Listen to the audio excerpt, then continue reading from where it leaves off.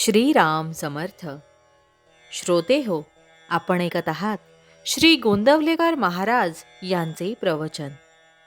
प्रपंचातील आसक्ती कमी कशी होईल. आज आमची स्थिती अशी झाली आहे पहा. प्रपंच आम्हाला सुटत नाही. भगवंताचे प्रेम आम्हाला पाहिजे. या प्रपंचावरचे प्रेम न सोडता आम्हाला भगवंताचे समाधान लाभावे अशी आमची इच्छा आहे. खरोखर प्रपंचातले आमचे हे प्रेम व्याभिचारी आहे. प्रेम ही वस्तू अशी आहे की ती एकाच ठिकाणी ठेवता येईल. एका म्यानात ज्याप्रमाणे दोन तलवारी राहू शकत नाहीत, त्याप्रमाणे आमचे प्रेम आम्हाला दोन ठिकाणी ठेवता येणार नाही. आमचे खरे सुख एका भगवंताजवळच आहे आणि ते मिळवण्यासाठी आम्ही प्रपंच सोडायलाच पाहिजे असे नाही.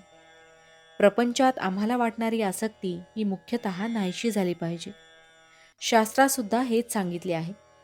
शास्त्र हे अनुभवाचे बनलेले आहे. आमचा अनुभव आम्ही शास्त्राबरोबर पडताळून पाहत नाही. प्रपंचाची खरी किंमत आम्हाला कळल्याशिवाय त्याच्याबद्दल वाटणारी आमची आसक्ती कमी होणार नाही. आज प्रपंचात सुख नाही हे अनुभवाला येऊनही त्याची आसक्ती आम्हाला सुटत नाही. ती आसक्ती सुटायला काय मार्ग आहे तो आम्ही पाहणे अगदी जरूर आहे.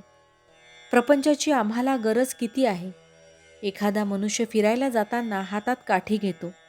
त्याला हातात काठी घेणे हे भूषण आहे असे कोणी म्हणत नाही. त्याप्रमाणे भगवंताकडे जायला प्रपंचाची आम्हाला आधारापुरतीच गरज आहे. हा प्रपंच करीत असताना त्याची आसक्ती कमी होऊन भगवंताचे प्रेम येण्यासाठी शास्त्रांनी घालून दिलेली बंधने आम्ही पाळली पाहिजेत. आणि त्यासाठी आपले आचार, विचार आणि उच्चार आम्ही सांभाळणे जरूर आहे. आपण आपल्या संस्कारांप्रमाणे वागलो तर निवृत्तीमध्ये जाऊ.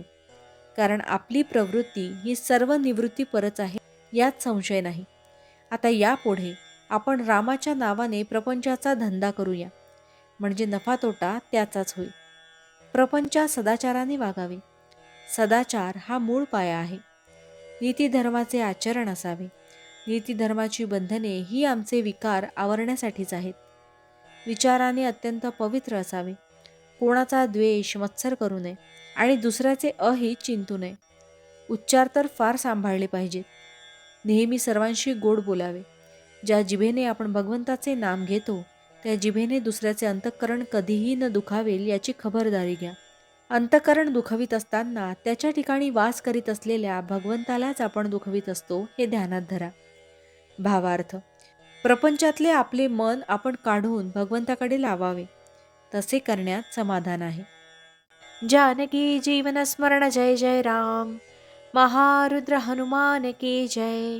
समर्थ रामदास स्वामी महाराज की जय. सब संतन की जय.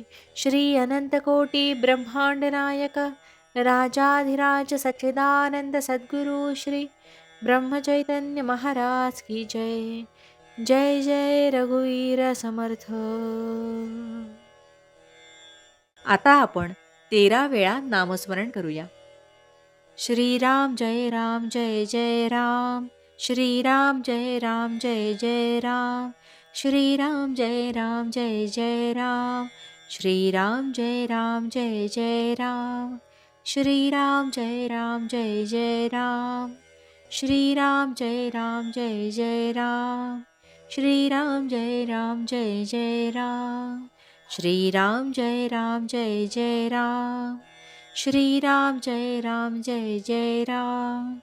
श्रीराम जय राम जय जय राम. श्रीराम जय राम जय जय राम. श्रीराम जय राम जय जय राम.